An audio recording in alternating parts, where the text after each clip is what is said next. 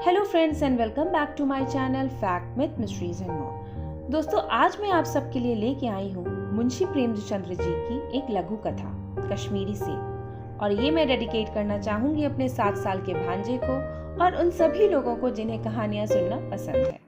तो चलिए शुरू करते हैं हम ये लघु कथा। कल शाम को चौक में 2-4 ज़रूरी चीज़ें खरीदने गया था।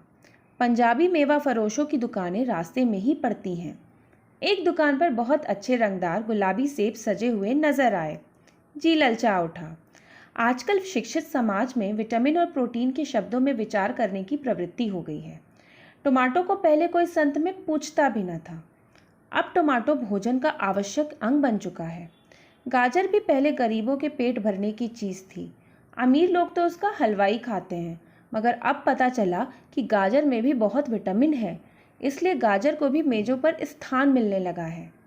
और सेब के विषय में तो यह कहा जाने लगा है कि एक सेब रोज़ खाइए तो डॉक्टरों की ज़रूरत न रहेगी।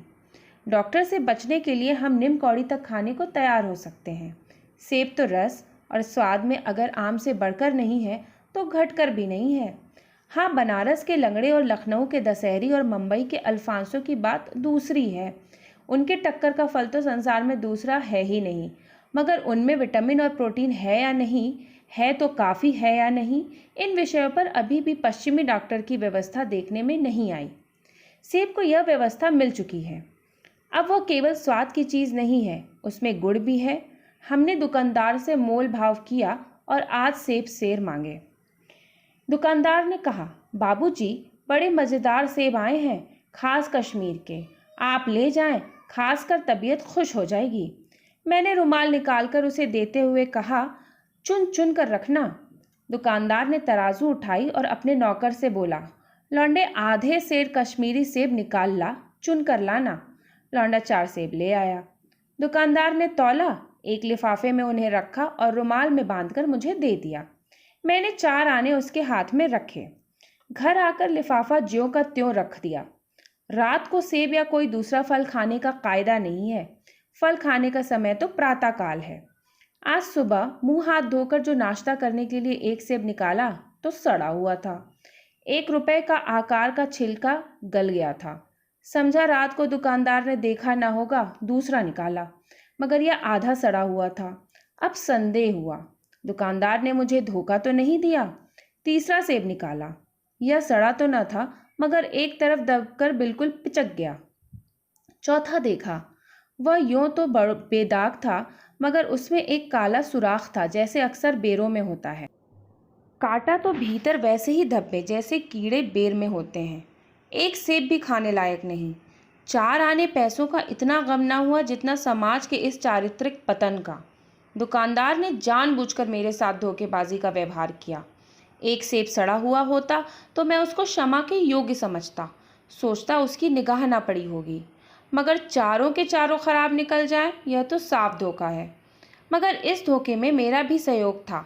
मेरा उसके हाथ में रुमाल रख देना मानो उसे धोखा देने की प्रेरणा थी। उसने भांप लिया कि महाशय अपनी आंखों से काम लेने वाले जीव नहीं हैं और ना इतने चौकस हैं कि घर से लौटाने आएंगे। आदमी बेईमानी तभी करता है जब उसे अवसर मिलता हो। बेईमानी का अवसर देना, चाहे वह अपने ढीलेपन से हो या सहज विश्वास से, बेईमानी में सहयोग देना है। पढ़े लिखे बाबुओं और कर्मचारियों पर तो अब कोई विश्वास नहीं करता।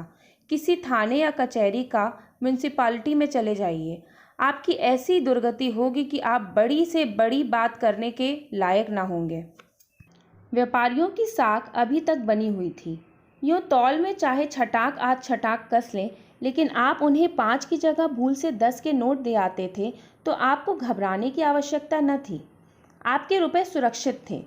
मुझे याद है, एक बार मैंने मुहर्रम के मेले में एक खोंचे वाले से 1 पैसे की रेवड़ियाँ ली थीं और पैसे की जगह अठन्नी दे आया था। घर आकर जब अपनी भूल मालूम हुई तो खोंचे वाले के पास दौड़ा गया। आशा न थी कि वह अठन्नी लौटाएगा, लेकिन उसने प्रसन्नचित्त से अठन्नी लौटा दी और उल्टे मुझसे क्षमा भी मांगी। और यहाँ कश्मीरी सेब के नाम से सड़े हुए सेब बेचे जाते हैं।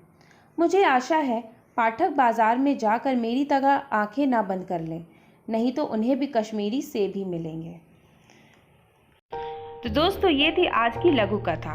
And moral of the story, आंखें बंद करके शॉपिंग ना करें, आंखें खोल के करें। Have a good day.